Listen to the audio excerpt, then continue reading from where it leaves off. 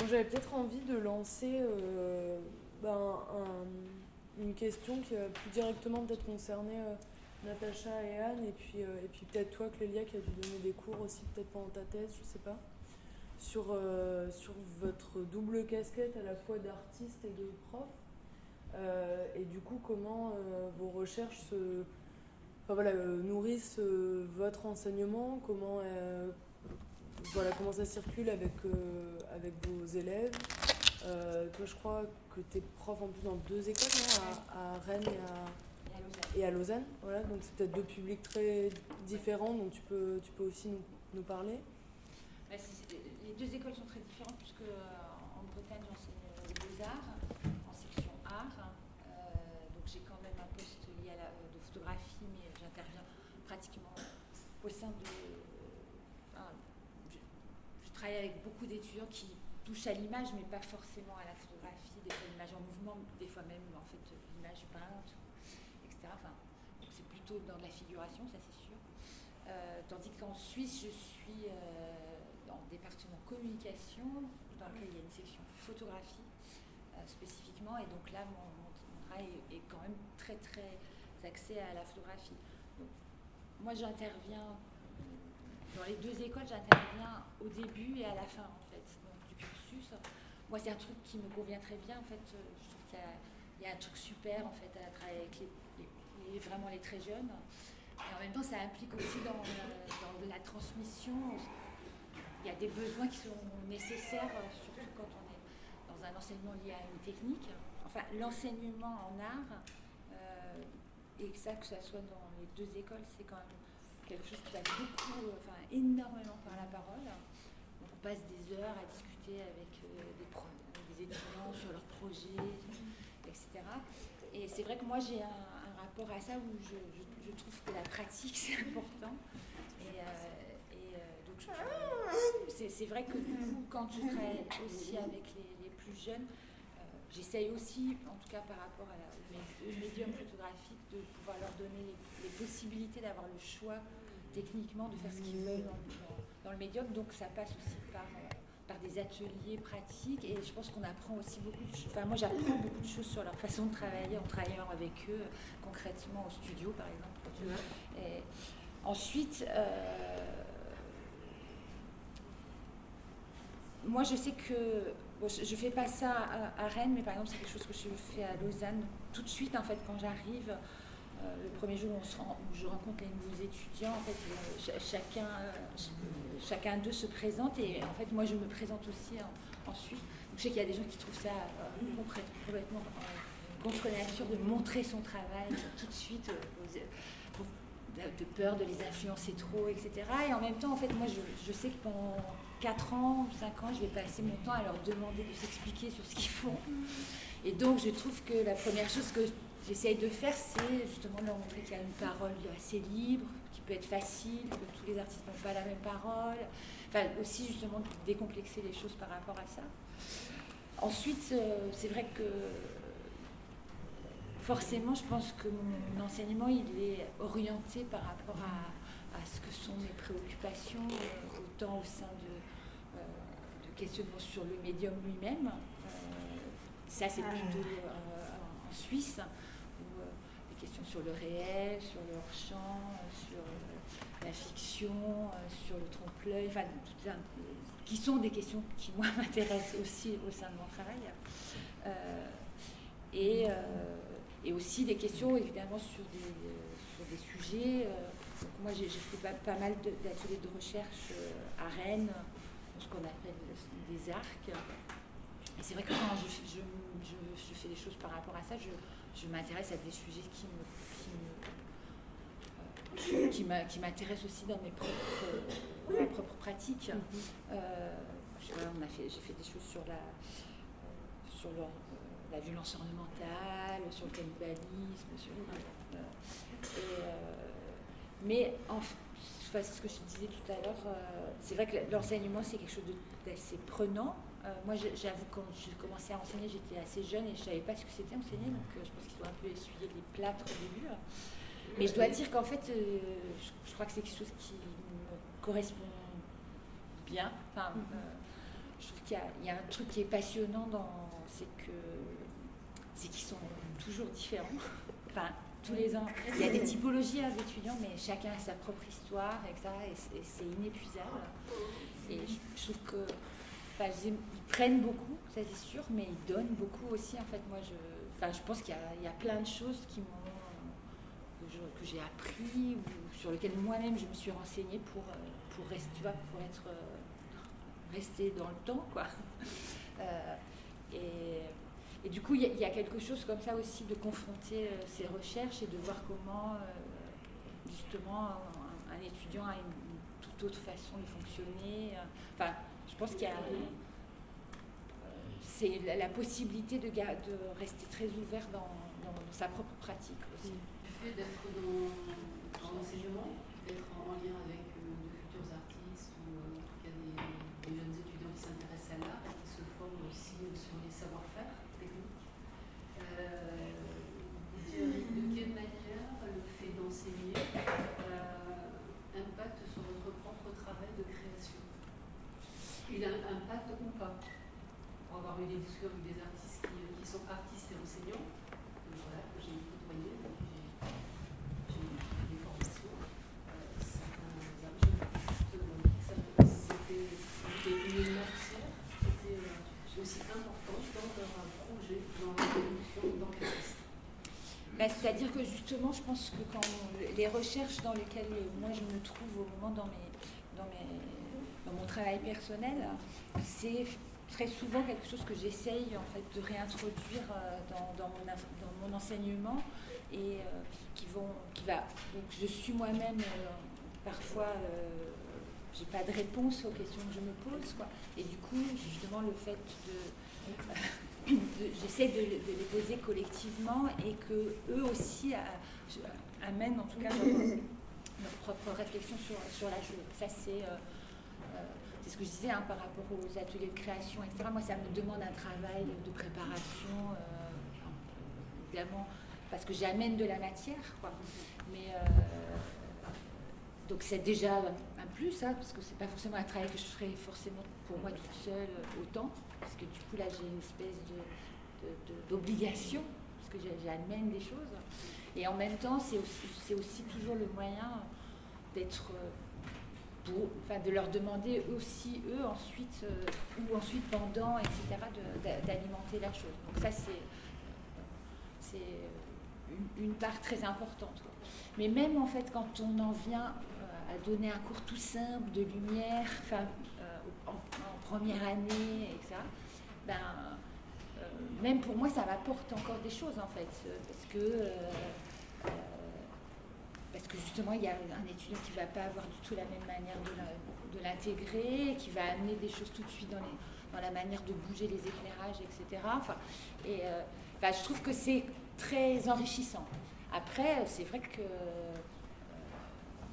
ensuite, dans la question de l'organisation pratique, d'un temps d'artiste et du temps pour le travail, déjà, c'est un truc un peu étrange parce qu'on est un peu coupé en deux choses. Moi, à l'atelier, je peux passer des journées entières sans prononcer un mot, quoi. Et les journées à l'école, c'est une journée entière à parler toute la journée. Et par moments, aussi, à regarder des trucs et à se dire qu'est-ce que je vais dire là-dessus, quoi. Parce que, justement, dans un rapport aux étudiants, eux, ils sont vraiment hyper demandeurs. Ils montrent quelque chose, il faut répondre, il faut amener, il faut faire avancer. Et puis, et du coup, c'est un peu schizophrène, en fait, ce truc de parler, de pas parler, et ça. Et c'est vrai que ça aussi, moi, ce que je dis, toutes les semaines, pratiquement toutes les semaines, je vais dans une des deux écoles, pas 2 jours ou 3 jours. Et du coup, c'est vrai que mon temps est vachement saucissonné, et du coup, quand je rentre de l'école, je ne sais plus trop où j'en étais, etc. Donc c'est un truc qui demande une espèce de gymnastique, mais qui est aussi très, très enrichissant. C'était de quelle manière, on va dire, la pratique de l'enseignement avec des étudiants avait un impact sur sa propre création? Comment ça impacte voilà, en dialogue. Après, par exemple, déjà, moi j'ai regardé un niveau licence, niveau master. En fait, niveau master, c'est clair que ce sont des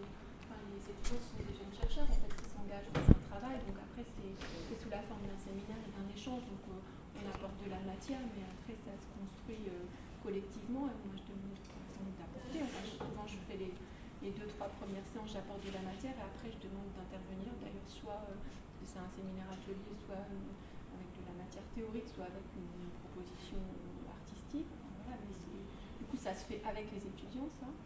Et puis moi je rejoins assez ce que tu dis sur le rapport, même avec des très jeunes étudiants qui on enseigne des choses assez techniques ou quoi. Par exemple je fais des cours de pratique graphique, dessin, disons, avec même des pratiques dites académiques, quoi, de dessin d'observation, croquis de modèles vivants, choses comme ça. Il y a des choses à faire passer là aussi dans des enseignements, disons, classiques ou techniques en fait.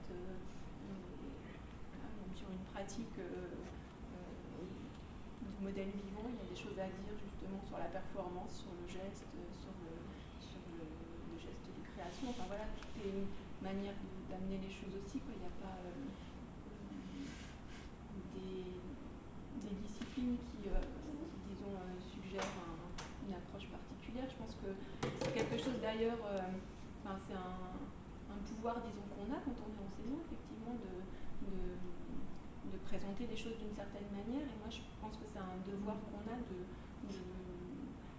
dire comment on le fait de notre point de vue par rapport à nos recherches. Et pour cette raison, moi aussi, j'aime bien dire ce que je fais, quoi, parce que sinon, effectivement, ça se présente comme un savoir universel, comme quelque chose dont on est juste le transmetteur, en fait, alors qu'on est toujours un individu travaillé par des questions et on a envie de transmettre certaines choses. Je sais qu'il y a des collègues aussi on est toujours dans une idéologie de l'art, voilà, mais c'est bien de dire quels sont nos centres d'intérêt, pourquoi on aborde les choses comme ça, quel sens ça a pour nous, parce que moi aussi c'est la seule chose que je demande aux étudiants, que ce soit en licence ou mon master, mon atelier, mon séminaire, c'est de trouver du sens à ce qu'ils font et de donner du sens à leur démarche artistique ou à leur proposition théorique, en mettant beaucoup l'accent sur la nécessité de l'interprétation. Enfin, quand on est dans un domaine artistique, ça me paraît évident, quoi. C'était aussi une manière détournée d'aborder justement la question de la transmission et comment peut-être à la fois, et aussi voilà, comment est-ce qu'en dirigeant un musée, comment est-ce qu'en faisant une thèse, on est dans une dynamique de transmission qui dit ou pas son nom, d'un savoir, de position politique. Enfin, tu as parlé d'idéologie, je pense que c'est... Mais ce qui est compliqué, on en avait un peu discuté ensemble, c'est qu'en fait, tout le système scolaire, d'une certaine manière, jusqu'au supérieur et dans le meilleur des cas, parce qu'on peut aussi même aller dans le supérieur avec notre idée, tout le système scolaire fait en sorte qu'on ne questionne pas le savoir qu'on nous inculque. Enfin, du coup, c'est compliqué des fois de faire la conversion, quoi, au niveau du supérieur, parce que jusqu'en licence, sont encore des enseignements assez... on peut faire une licence en étant assez passif par rapport au savoir. À partir du master, pour des écoles d'art qui forment a priori des artistes, la question elle se pose de manière plus cruciale dès la première année, c'est qu'il y a quand même l'affirmation d'une subjectivité, c'est quand même le fondement de ces études. C'est ça qui est un peu troublant des fois. En art plastique en particulier, il y a souvent des étudiants qui arrivent là parce que c'est la fac est ouverte à tout le monde, il y a rien de... Voilà. C'est pareil en beaux-arts. Oui, mais je crois que c'est encore pire en art plastique, c'est-à-dire qu'il y a des étudiants qui arrivent là, en fait, sans savoir pourquoi ils sont là, en fait, et ça c'est le côté un peu triste, en fait, quand on est enseignant, parce que moi je répète sans cesse, mais quand même, si vous avez choisi ces études-là, c'est que vous avez envie de donner votre avis sur le monde, vous avez envie d'affirmer une subjectivité, vous avez envie vous n'êtes pas là juste pour véhiculer une imagerie, sur des questions même de dessin, on n'est pas là pour véhiculer une imagerie, on doit l'interroger si on est artiste, si on a choisi des études artistiques, c'est qu'on a envie d'affirmer sa subjectivité. Moi je pense que la difficulté, c'est le fait, en fonction de l'âge avec lequel on rentre dans ce type d'études, dans lequel on va s'impliquer, on manque de recul, où on n'a pas la capacité de pouvoir tout de suite avoir ce recul pour se dire si je fais, d'être capable de formuler si je rentre dans des études d'art ou c'est pour telle et telle raison. Je pense que c'est justement dans la pratique et dans la confrontation avec le questionnement et avec les différents intervenants et artistes que peut-être à ce moment-là, peut-être au bout de la première année, je suis en capacité de dire je continue et je passe en deuxième année, c'est vraiment ma voie, ou alors je me suis totalement plantée, ça ne me convient pas, ça me bouscule trop, ou alors j'avais une représentation partielle qui était insuffisante, et je vais changer d'orientation. Mais de toute façon, ce qui aura été expérimenté, échangé, appris pendant cette année sera toujours quelque chose de transférable dans un domaine qui apparemment n'a aucun lien. Mais je pense que c'est la question ça repose les questions des orientations aussi, en année. Ouais, moi je sais que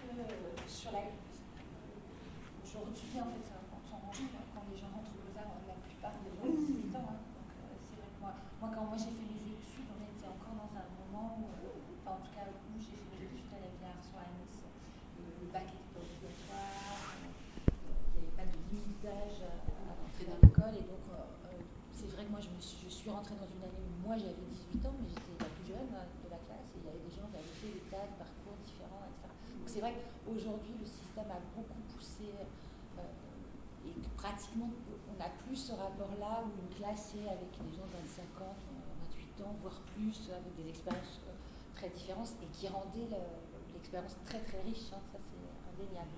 Là on a un truc plus nivelé, évidemment ils ont des expériences différentes, mais ils sont quand même tous un peu des petits pousses, quoi.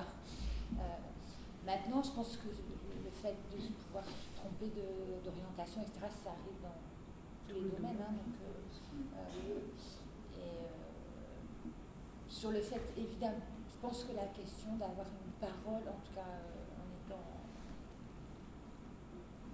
praticien, je pense que c'est de fait difficile pour tous les artistes d'avoir une parole, et donc c'est pas donné à tout le monde, on n'est pas égaux vis-à-vis de ça, et donc c'est quelque chose qui se travaille, quoi. Et l'école, ils sont là pour ça, je veux dire, ils arrivent, ils ont en effet de la difficulté à poser des envies, des mots, tu vois, mais c'est notre rôle, je pense, d'être là, leur demander de le faire. Toi, Clélia, t'as donné des cours pendant ta thèse théorique? Ouais. Et j'étais en train de me dire que c'était une expérience assez dure, en fait. J'enseigne depuis 6-7 ans. Donc, j'ai l'impression, en fait, moi, ma trajectoire à moi, c'est que j'ai laissé arriver mes propres recherches dans mon travail d'enseignante progressivement. Et en fait, j'ai commencé à enseigner sur un mode... le premier cours que j'ai donné, c'était un cours magistral pour 300 étudiants. Je n'avais pas été formée du tout et c'était terrorisant. Et en fait, je me suis rendu compte, et je me rends compte maintenant que je peux m'en défaire, que je me suis vêtie d'une sorte d'habitus de prof, quoi. Et j'ai vraiment réalisé ça. Je me suis acheté une mallette, il y avait un truc de protection, un costume. J'avais besoin d'un costume.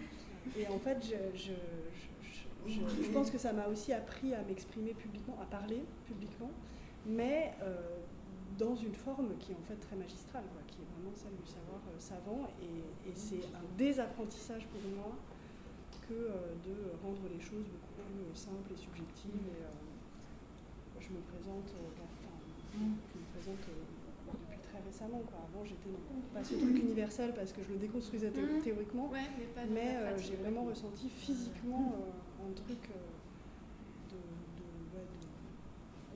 se vêtir des normes pour se protéger, en fait. Je trouve ça assez difficile, quoi. Moi j'ai trouvé que c'était une expérience... j'adore ça en même temps, ça me passionne vraiment beaucoup. Et la question de la transmission, en fait, juste par rapport à la performance, il y a un truc que je trouve vraiment, à mon avis, plein de sens, c'est que ces performeuses féministes dont j'ai parlé, en fait, la plupart ont des trajectoires professionnelles, elles sont devenues enseignantes. En fait, plutôt que artistes qui vendent et qui... pas du tout. C'est pas du tout des artistes qu'on voit sur le marché, qui sont... Et je pense que la question de la transmission est vraiment au cœur de ce... Donc moi, c'est une question qui m'intéresse, mais de manière très subjective, pour moi, l'expérience de l'enseignement, c'était d'abord moi-même me saisir d'un carcan, en fait. C'est ça qui était très étrange, quoi. Dont j'apprends, mais grâce à l'expérience et au fait que ça m'a aussi, je pense, donné peut-être la possibilité d'être plus à l'aise, un espace, je sais pas.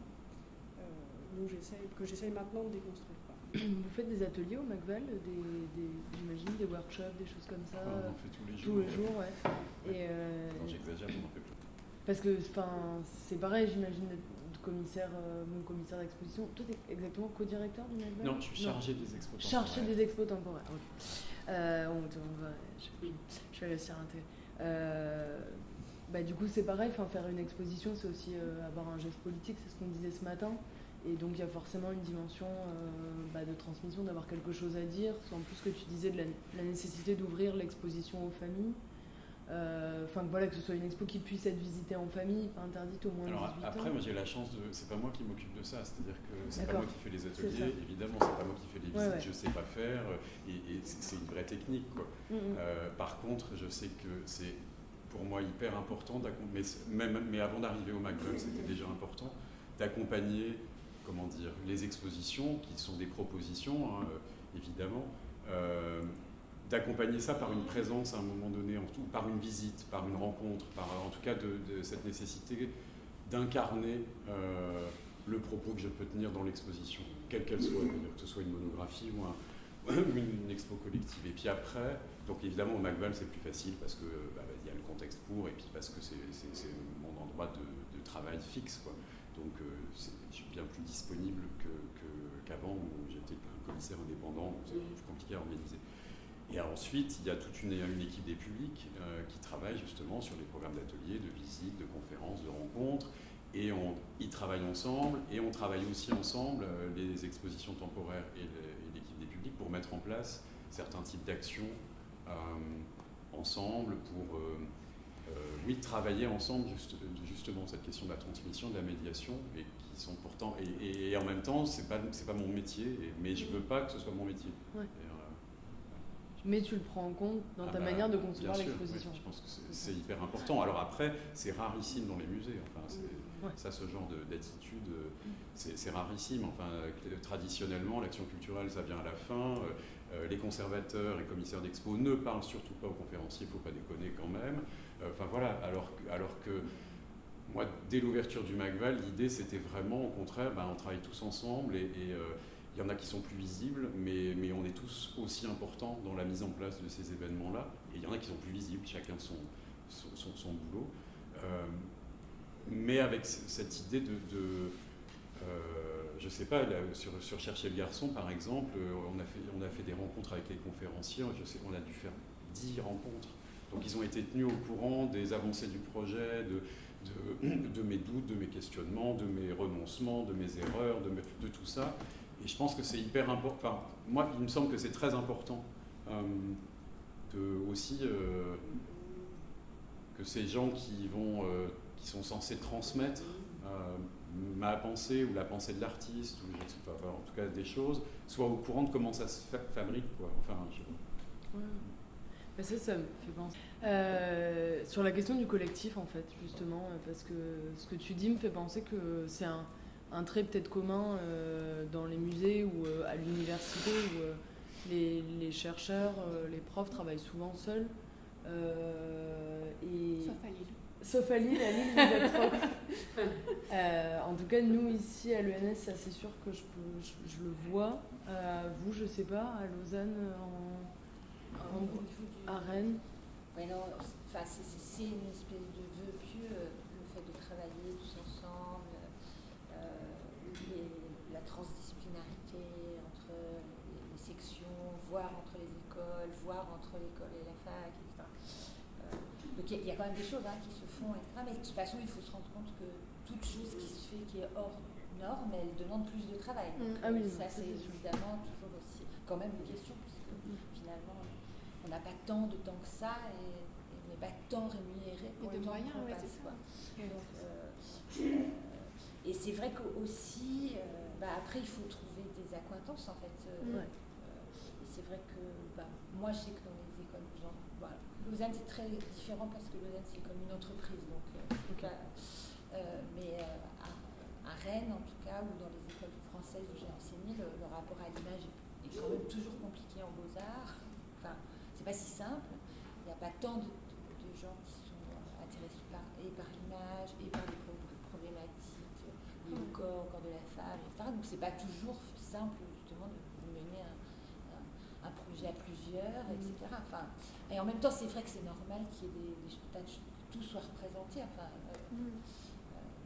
qu'il y ait des représentants de pas mal de choses.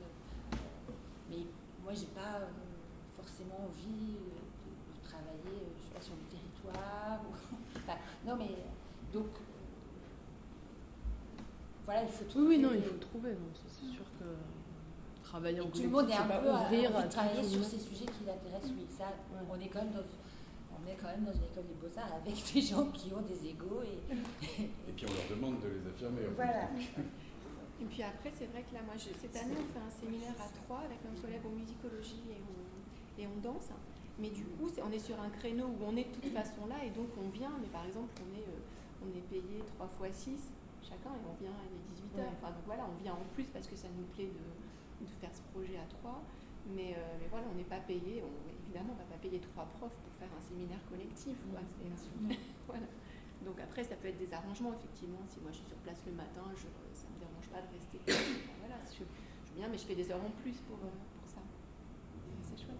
Pardon, j'ai coupé la parole. Moi, en fait, c'est que j'étais à Lausanne en études le semestre dernier. Et je pense que. Enfin, je ne sais pas si vous parlez de la collaboration pour préparer les cours ou être en cours ensemble avec plusieurs profs. Je sais pas. En tout cas, c'est la première fois que je voyais ça à Lausanne et j'avais des cours avec 2 profs. C'est ce que je fais cette année-là avec les collègues. D'accord, ok, donc c'était pour être sûr. Ok, et du coup, je trouvais ça intéressant de la confrontation des subjectivités et puis le fait que on savait dès le premier cours que les profs pouvaient s'entredire entre elles. Exactement, c'est ça. Mais bon, après, on a appris aussi que ça faisait partie de l'épistémologie féministe De se contredire, oui. De situer son savoir, de situer son point de vue, etc. Puis on l'a compris et on a vu que c'était vraiment constructif. Pour 2 cours en tout cas, sur le sexisme et le racisme d'ailleurs, et un autre sur le genre et le sport. Et c'était vraiment intéressant de voir cette confrontation de cours en cours. Et puis ça arrivait une seule fois que le fait d'être 2 serve, on va dire, de façon pratico-pratique. Je veux dire qu'il y avait une des 2 profs qui était absente et du coup là on s'est dit ah ouais, ça peut aussi servir à ça, mais en fait ça peut aussi servir de véhicule entre guillemets, mais on voyait bien que les 2 profs, même si on avait une qui aidait l'autre dans les 2 cours, c'était ça, les 2 profs intervenaient, il y en avait une qui était même avec nous assise dans la classe, participe au débat, puis on faisait souvent des tables rondes.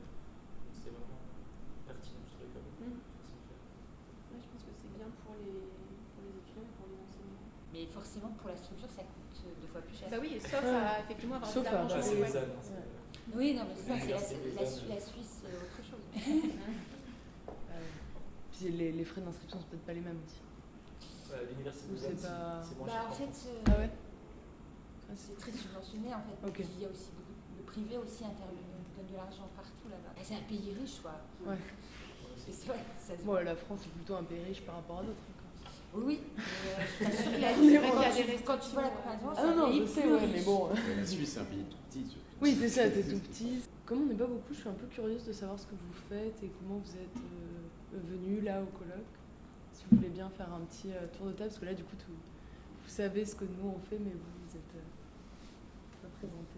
Je suis en allemand d'histoire contemporaine ici. Ok. Tu travailles sur Sur le travail des femmes, on aimerait travailler sur la période de transition entre proto-industrialisation et regroupement en usine, et comment il y a des allers-retours entre travail à domicile et travail en usine ou en atelier. Et c'est de voir comment le travail à domicile des femmes, est-ce que c'est compté comme un vrai travail ou pas, Chantal Lucky. Donc moi je suis arrivée je fais partie d'Écran Mix depuis le début d'Histoire, Ah, d'accord, donc ok. l'association du cinéma des lesbiens. Voilà, donc c'est comme ça que j'ai eu l'info. Donc ça m'intéresse, voilà, je suis venue. Et au-delà de ça, on va dire que la question du corps est une de mes préoccupations et interrogations depuis pas mal d'années. J'ai été danseuse professionnelle en danse contemporaine, j'abordais aussi le théâtre, c'est la question de l'enseignement et de la transmission fait partie de ma vie professionnelle. professionnelle, par exemple sur la danse et le théâtre. Et aujourd'hui, je suis dans une interrogation et pratique artistique de manière personnelle. Je prends des cours aux Beaux-Arts le soir, mais disons que je continue à interroger pas mal de sujets qui affluent. Ça peut être de l'actualité, ça peut être quelque chose qui fait partie de mes questionnements depuis plus longtemps. Donc c'est pour ça que cette présence ici. Moi, j'ai déjà eu l'occasion d'intervenir en tant qu'intervenante justement pour l'association La Barbe. Et si je reviens aujourd'hui déjà parce que c'est vrai que le sujet est très intéressant, et c'est aussi peut-être pour essayer d'apprendre des choses, éventuellement pouvoir les restituer lors des performances justement lorsque nous montons sur scène, voir un peu ce qui pourrait être mis en œuvre ou pas. Je suis là un petit peu pour prendre effectivement, pour l'instant aujourd'hui, là, dans le prendre plutôt que dans le donner, mais après, quand ça sera restitué, ça sera une surprise, y compris pour moi, hein, effectivement.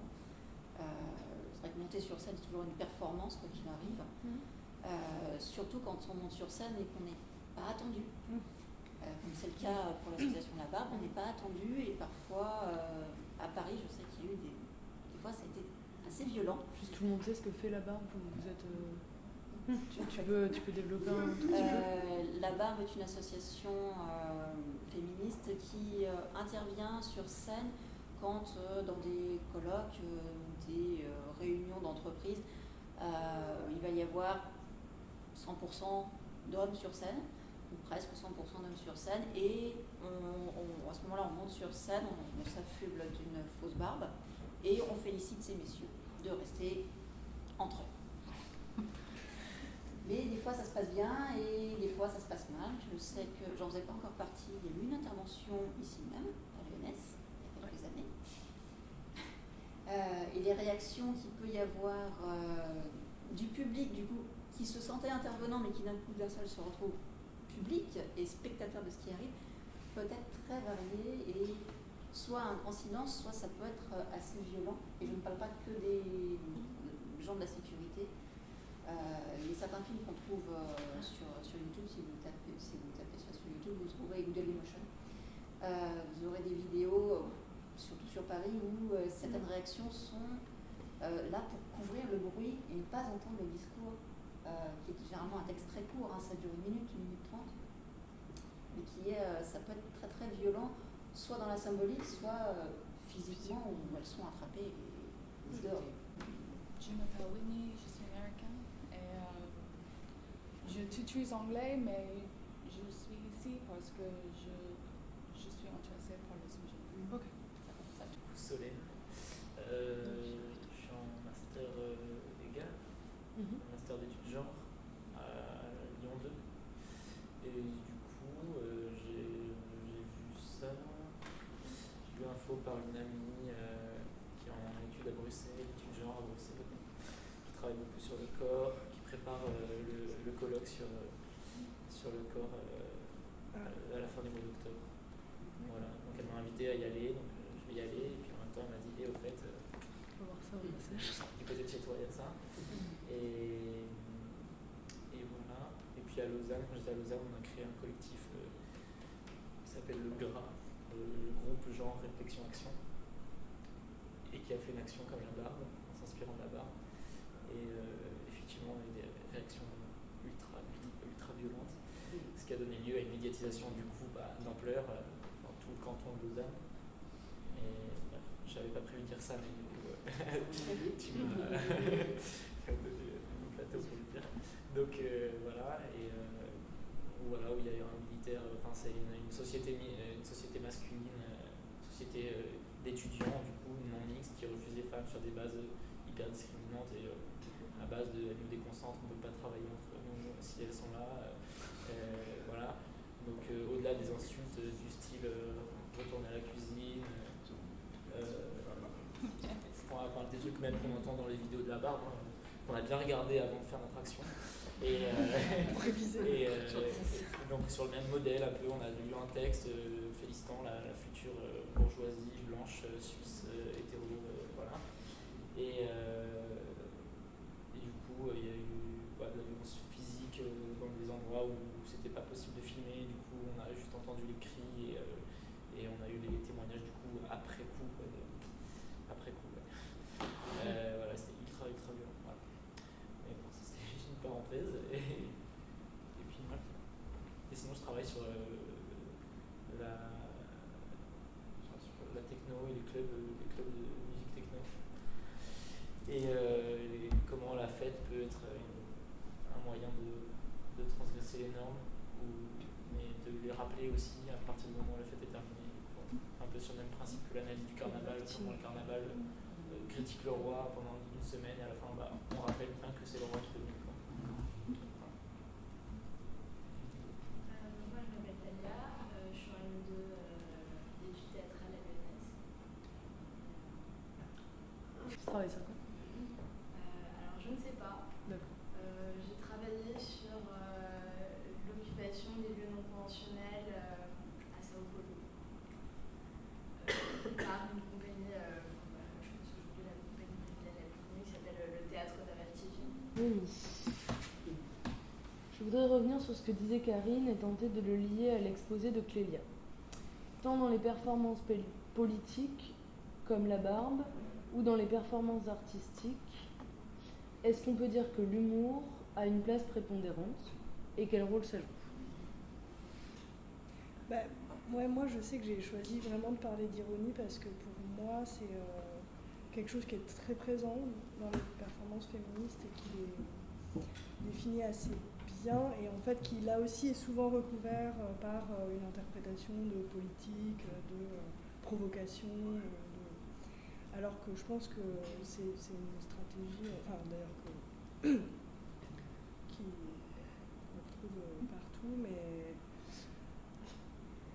enfin, moi ça m'intéresse parce que c'est une forme subtile aussi d'aborder les choses et parce qu'il y a plus qu'une dénonciation des codes d'oppression qui font partie de la démarche féministe, mais aussi une prise de distance et une capacité à en faire autre chose. Et je pense que ça c'est plus important que la simple démarche de dénonciation, quoi, et je sais pas enfin je saurais pas dire si ça différencie pratique artistique de pratique politique, ça je sais pas. Ce que j'aime beaucoup chez la barbe, c'est l'humour justement. Et je pense que c'est ce qui fait aussi la puissance. Bien sûr, et ça permet effectivement une certaine distanciation et que les gens ne se sentent pas trop agressés et ça permet de désamorcer la violence, pas à tous les coups malheureusement, des personnes qui subissent un barbage.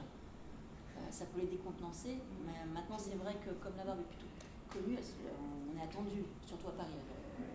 Voilà. À Lyon peut-être qu'on fait moins d'actions, donc on est moins connu pour l'instant, mais on est moins attendu, mais quand on peut être potentiellement attendu, ça peut mal se passer. Donc, même si on est là dans l'humour, est-ce que sur le long terme ça va continuer à fonctionner? Ça, je sais pas. Tant qu'on est inconnu, ça peut passer. Mais quand on est plus ou moins attendu, ça se passe mal. Je sais pas. Je sais pas si ça se passe plus ou moins. Est-ce que les gens sont déjà entendus parler des actions de la barbe et à ce moment-là se disent ah tiens, il y a 3 barbus qui arrivent, on les met dehors. Ou est-ce que ça serait la même chose pour tout intervenant qui surgirait sur la scène ou pas? Je sais pas. Je sais que l'humour de toute façon a été décidé dès le départ. C'est politique effectivement. Ça permet donc le recul et ne pas. On s'attaque frontalement, mais en distension, avec une certaine distance, surtout qu'on emploie dans le texte que l'on déclame, parce que c'est plus un texte que l'on déclame qu'autre chose, il faut quand même employer un ton un petit peu suranné, quoi. Donc on est vraiment, on n'arrive pas avec un discours actuel, c'est plutôt avec des félicitations, mais avec un discours un petit peu décalé par rapport au langage actuel. C'est-à-dire, moi je trouve qu'à la fois ça donne une autre puissance, je trouve, au discours, et en plus, moi c'est ce qui m'intéresse dans l'humour et dans l'ironie, c'est que ça remet aussi une notion de plaisir, je trouve. Enfin, la possibilité de rire et de plaisir dans des démarches qui ont des impacts et des significations assez lourdes, mais je pense que c'est super important de ne pas perdre un rapport au rire et au plaisir. Je crois que c'est pour ça aussi que moi je m'intéresse. Parce que c'est une manière de transmettre, et puis parce que c'est une manière de ressentir les choses qui est autre que la violence qui vient souvent avec. Il y a Noémie qui dit que l'humour servirait à se réapproprier et à transformer les images de la féminité et les discours sur ça. Et c'est vrai, avec une dimension pas mal de plaisir. Mais d'ailleurs, ça vous intéresse, il y a un colloque à Paris en novembre sur humour et pouvoir. Enfin, moi, ça me fait penser. J'ai travaillé sur Copy cette année, et notamment sa dernière pièce, Une visite inopportune, une espèce de grande farce sur le sida. Je ne sais pas si vous la connaissez. Il a écrit ça en 1988, donc en plus vraiment en plein moment de la maladie, alors que lui-même était atteint du sida et en train d'en mourir. Il est mort 3 mois avant la présentation publique. Et moi, j'ai trouvé ça hyper fort, en fait, parce que je me suis dit, bon, déjà, à notre époque, ça résonne quand même. Enfin, le sida, c'est quand même vraiment pas rien comme maladie. Et d'arriver à en faire un sujet d'humour. Et en plus, vous avez insisté toutes les deux sur l'humour ironique, c'est-à-dire que l'humour ironique, c'est quand même de l'humour critique. Enfin, c'est pas le grand éclat de rire facile. Il y a toujours une dimension de moquerie, de parodie, de quelque chose qu'on détourne. On est sur l'humour comme système de contestation, la résistance et tout ça. Et du coup, ça donne une intelligence, je trouve. Oui, ouais. Parce que ça met en place un territoire commun, et si tu comprends l'ironie ou l'humour, c'est que tu as fait le même travail de déconstruction qu'en face, et donc il y a une force transgressive et impactante. Ouais. Même je trouve que par rapport au discours discriminant, ça peut permettre de se mettre au-dessus, en fait, tu vois, d'échapper à la confrontation binaire et de dire, en fait, se moquer, je trouve que c'est toujours une manière quand même de se mettre au-dessus de l'autre, quoi. Et après, en même temps, non, mais j'en ai parlé cet été, j'ai fait un cours à Mexico sur les mouvements de libération homosexuelle en parallèle avec le théâtre, tout ça, qui était un sujet que j'ai bossé en M2 d'espagnol. Et bon, la situation est très très tendue au Mexique, là, politiquement, avec beaucoup de disparitions, notamment de jeunes, ça, depuis que le parti révolutionnaire institutionnel est revenu au pouvoir. C'est vraiment très violent. Les élèves étaient très choqués de ça et m'ont dit, en fait, moi, j'ai pas envie du tout de rire de ça. Et j'ai l'impression que c'est quelque chose aussi qui arrive peut-être dans un second temps, ou quand déjà on a pris de la distance avec cette violence-là, et ils m'ont dit, tu vois, moi là, je suis dans la violence, en fait. Je suis pas dans l'humour. Je peux pas en rire. Et du coup, c'était intéressant, j'ai envie de le partager. Vas-y. Je trouve que même dans l'humour, en fait, il y a eu un moment où l'humour devient très violent. Oui, ce que disait sa pratique, même, tu as un propos drôle qui est extrêmement violent. Et c'est pareil, dans ce truc-là, la compagnie sur laquelle j'ai travaillé pratiquait un peu ça aussi, qui était des discours, en fait, c'est drôle, et ça parle tellement de problèmes super, du Brésil, et puis il y a 52% de la population qui est noire, et le racisme, c'est quelque chose de très... c'est là, c'est ancré, et c'est pas du tout établi d'en parler. Justement, la lettre du monde était... Oui, il y a des choses racistes tout le temps, constamment. Bon, bref. Et donc, il y avait dans certaines répliques, dans certaines pièces, il y avait des propos comme ça, super... on rejoue, en fait, presque des scènes du quotidien racistes. Et donc, oui, c'est drôle, c'est ironique, on rigole, mais bon, c'est un peu sur ce rire qui est un peu un rire jaune, on rigole, on sait pas trop. Et c'est extrêmement violent à recevoir, en fait. Je trouve que c'est pas du tout antithétique, l'humour et violence. Mais c'est même une forme de catalyseur, sûrement, quoi. Ça permet de lâcher prise, je pense que c'est une manière de lâcher prise aussi. Ce que disait Noémie, c'est qu'il y a de l'agressivité aussi dans l'humour. C'est vrai que Mais même dans la réception, Oui, et dans la réception aussi. On rigole et c'est violent, c'est-à-dire qu'il y a un truc de l'éclat de rire qui est aussi très très spontané et involontaire, qu'on n'arrive pas toujours à maîtriser selon les situations. En tout cas, il y a aussi un second temps de réflexion du côté de la réception. On se demande pourquoi on rigole et si c'est pas terrible de rigoler, parce que je pense qu'il y a en effet un rire complètement incontrôlé, qui n'est pas général et pas dans tous les cas évidemment, mais ça peut prendre cette forme-là. Je pense que ce questionnement, du coup, qui survient après, remet presque en question cette qualité libératrice du rire. C'était peut-être pas. Le rire est pas forcément libérateur. Ils ne sont pas libres du tout dans cette action qui est arrivée presque. Est-ce que toi, dans le Chercher le garçon, vous avez des œuvres qui visaient à provoquer ça, à mettre en jeu cet humour? Rire. Ouais. Non. Le rire ou l'ironie ou non. Parce que je suis en train de me repasser les oui, images que j'ai l'ironie, reçues. Oui, l'ironie, oui. Le rire et l'humour, non. Mais parce que peut-être que je suis pas quelqu'un de très drôle. Et puis non, mais parce que je pense que c'est non, mais c'est au-delà de ça. Je sais pas si tu as déjà éclaté de rire devant un tableau. Enfin, voilà, c'est-à-dire qu'il n'y a pas beaucoup de tableaux. Il y a pas enfin, les arts plastiques sont rarement drôles. Et puis surtout, j'ai essayé de faire une expo sur le rire. Je rêvais de faire une expo où tout le monde éclate de rire. Mais en fait, c'est impossible parce qu'on ne trouve pas les trucs drôles et pour plein de raisons. Et c'est très compliqué. Mais en plus, je pense que rire de quelque chose et vouloir absolument provoquer le rire, c'est deux choses différentes, quoi. Parce que quand tu cherches à provoquer le rire, c'est hyper dur. Camille, on en parlait l'autre jour à propos de ton spectacle, quoi.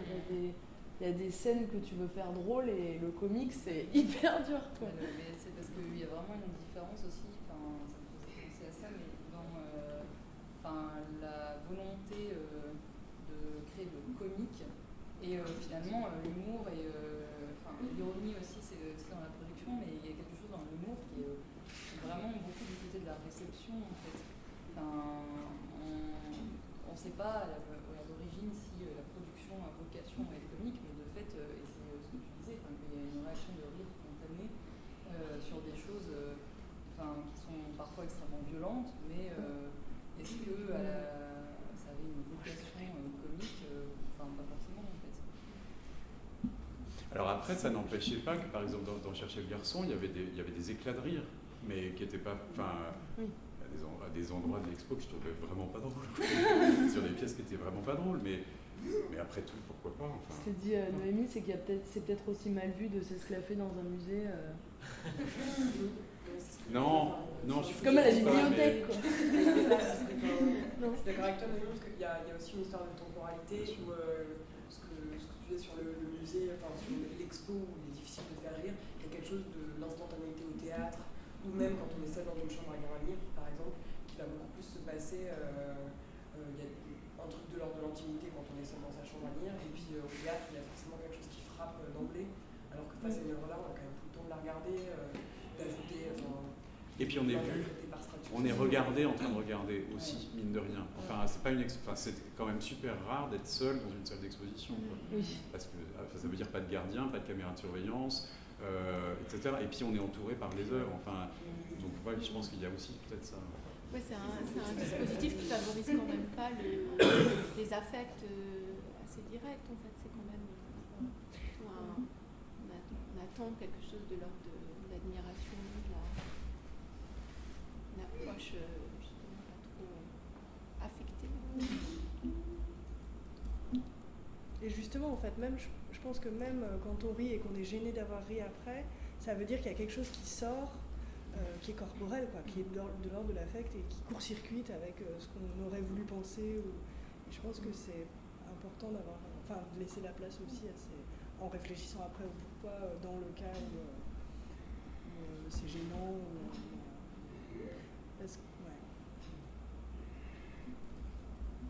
Ça désintellectualise aussi. Pour rebondir sur l'humour, je vous invite vraiment à venir parce que vous êtes assez à vous. Cool. J'ai des personnages absolument incroyables qui effectivement utilisent beaucoup l'humour et la dérision, la caricature pour faire passer un message et aussi divertir. Vous verrez, c'est les personnages ont beaucoup d'humour. Pour vous donner une petite... Donc c'est un documentaire qui fait 96 minutes, qui avait pour objet de donner la parole au drag king français, parce que j'ai une culture du drag king qui était surtout nord-américaine en fait. La seule fois que j'avais vu des drag kings en France vraiment c'était au Festival Cinéfab, c'est dit dans le film, ça devait être en 2004. 2004 c'était une journée drag king, donc il y avait un atelier de Béatrice Preciado dans une librairie partenaire de l'NNCO. Ensuite il y avait le défilé des kings en question, il y avait un concert des kings du Berry. Oui, les kings du Berry. Et vous saurez tout, il faut rester jusqu'à la dernière seconde du générique parce qu'ils expliquent pourquoi c'est des kings du Berry. D'accord. Donc c'est une espèce de rappeur, de Bourges. Ouais, c'est des rappeurs de Bourges, ils viennent vraiment des de rappeurs Bourges. de Bourges, oui, ils sont toujours à Bourges. Et ensuite il y avait à l'époque un film Super 8, une parodie du lauréat, joué avec notamment Diane Thorne, qui est la pionnière des ateliers drag king aux États-Unis, qui jouait un des personnages dans le film, donc c'était un Super 8. Et au-delà de ça, j'avoue pas avoir vu beaucoup de drag king dans ma vie, de temps en temps en cabaret, et de toute façon ça a continué, c'est-à-dire que moi je suis arrivée par le cabaret, par Louise Deville, puisque j'ai commencé à faire en 2009 un documentaire, un portrait de Louise Deville pour Catherine Bad Girl, que j'ai fini en 2011. Et en fait, l'aspect drag king de son travail, je n'avais pas pu l'aborder de façon comme je l'espérais. Donc j'ai continué à la filmer en disant je vais faire un petit court-métrage. Son travail drag king, ça complétera le 48 minutes pour les séances. Alors, on finit à 86 minutes et 22 kings. Vous en saurez plus demain. Trop cool. Si vous avez pas eu les infos, c'est à 20h, c'est au Théâtre Cantor, en bas. Et sinon, j'interviens donc le matin. Peut-être juste un peu de pub. Et à partir du 23 octobre, il y a une nouvelle présentation d'un choix des pièces de la collection du Macval et dans lesquelles sont présentées le Journiac dont tu parlais, là, la messe pour un corps, des pièces de Natacha Le Sueur et d'Esther Ferrer, entre autres, et puis avec évidemment d'autres gens. Mais donc, du coup, je trouve que c'était, voilà, si vous voulez voir ce qui reste de la messe pour un corps, et ben, ce sera au Macval à partir du 23 octobre. Toi, par exemple, tu as des performances bientôt, ou même avec Avec le collectif, justement. Ouais, là, on va être plutôt en résidence là, pour un nouveau projet, mais ouais. Ok, mais dès que vous l'avez, parce que du coup, ton collectif a plus Ah non, ça c'est ma compagnie, enfin, c'est mon travail d'artiste qui est sous le nom d'une compagnie à plus de gênance. Mais là, c'est un travail qu'un collectif d'artistes et chercheurs nous a créé. Là, on a accueilli A.éphémère, qui est un peu aussi plus danse, mais disons danse performance. Mais c'est drôle parce que si ça peut être une chose qu'on n'a pas du tout abordée, mais cette question-là, alors je sais pas tu en penses, mais j'ai l'impression que le champ chorégraphique est assez accueillant, disons, par rapport aux pratiques performatives, plus des...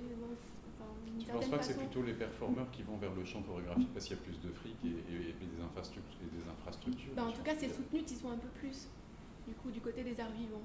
Oui, parce que dans les arts plastiques, c'est vraiment... oui, mais dans les arts plastiques, les questions de compagnie, de circulation, de diffusion, ça n'existe pas. Alors, il y a eu tout un mouvement comme ça.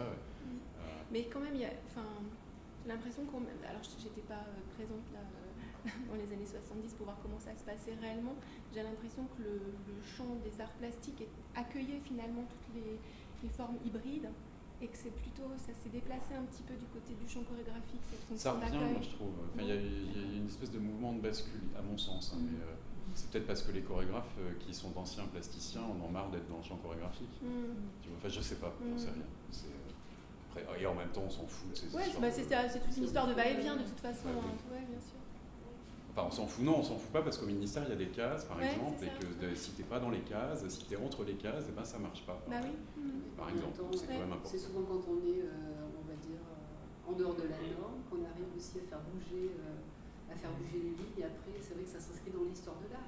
Mais si on regarde tous les mouvements de performance, d'ailleurs, comme tu l'as bien dit, il n'y a pas eu de traces parce que sur les collectifs qui se réunissaient et qui, du collectif, on en fait, ça devient une politique.